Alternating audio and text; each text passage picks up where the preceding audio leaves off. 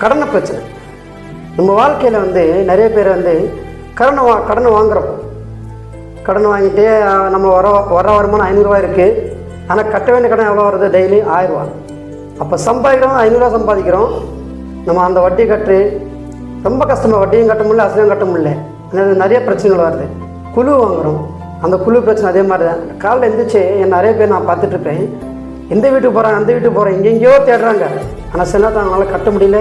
சில பேர் என்ன பண்ணுறாங்க, அந்த கடன் கட்ட முடியாமல் எங்கேயாச்சும் ஓடி போகிறாங்க. சில பேர் வந்து ஒரு சொல்ல முடியாத ஒரு முடிவுகள் போகிறாங்க. சரி, அது எப்படி இருந்தாலும் நம்ம இந்த வீடியோ பார்த்துட்டு நம்ம எல்லாருமே என்ன பண்ணோம், நமக்கு என்ன பிரச்சனை இருந்தாலும் சரி, கர்த்தர்கிட்ட வந்து ஏசப்பா எனக்கு வந்து வழிகாட்டுங்க, எனக்கு வந்து இந்த ஒரு ஜெயம் கொடுங்க. எந்த கடனை பிரச்சனையும் நம்ம இனிமேல் மாட்டக்கூடாது. யாருக்கிட்டையும் நம்ம வந்து கடனை வாங்கக்கூடாது. அல்லேலூயா. சரிங்களா? சரி, வாங்க ஜெபிப்போம். மகா கிருபையும் இரக்கம் நிறைந்த பரமபிதாவே, yes lord, thank you Jesus. இந்த நாளிலே கடன் பிரச்சனையினால் தவித்து கொண்டிருக்கிற ஒவ்வொரு சகோதர சகோதரிகளையும் அவர்களுடைய குடும்பங்களையுமே உடைய பாதத்திலே கொண்டு வருகிறோம் கர்த்தாவே.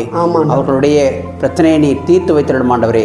கர்த்தாவே, கடன் பிரச்சனையிலே சிக்கிக்கொண்டு சம்பாதிக்கிற பணம் அனைத்தும் வட்டி கட்டியே சென்று கொண்டிருக்கிறது. வாழ்க்கையில பிள்ளைகளுக்கு எதையுமே சேர்த்து வைக்க முடியவில்லை என்று கலங்கி கொண்டிருக்கிற ஒவ்வொருவருக்காகவும் தொடர்ந்து நாங்கள் ஜெபிக்கிறோம் கர்த்தாவே. ஆண்டவரே, அவர்களுடைய கடன் பிரச்சனை உம்மாலே தீர வேண்டும் ஆண்டவரே.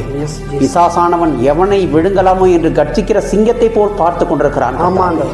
அதனால் தான் எங்களுக்கு இந்த கடன் பிரச்சனையை கொண்டு வந்து கொடுத்து கொண்டிருக்கிறான் என்று நினைத்து கொண்டிருக்கிற ஒவ்வொரு சகோதரனுக்காகவும் சகோதரிக்காகவும் அவருடைய குடும்பங்களுக்காகவும் நாங்கள் தொடர்ந்து ஜெபிக்கிறோம். எங்களை இந்த பிரச்சனையிலிருந்து நீர் விடுவித்தீர் அருள்வீராக. ஆமென்.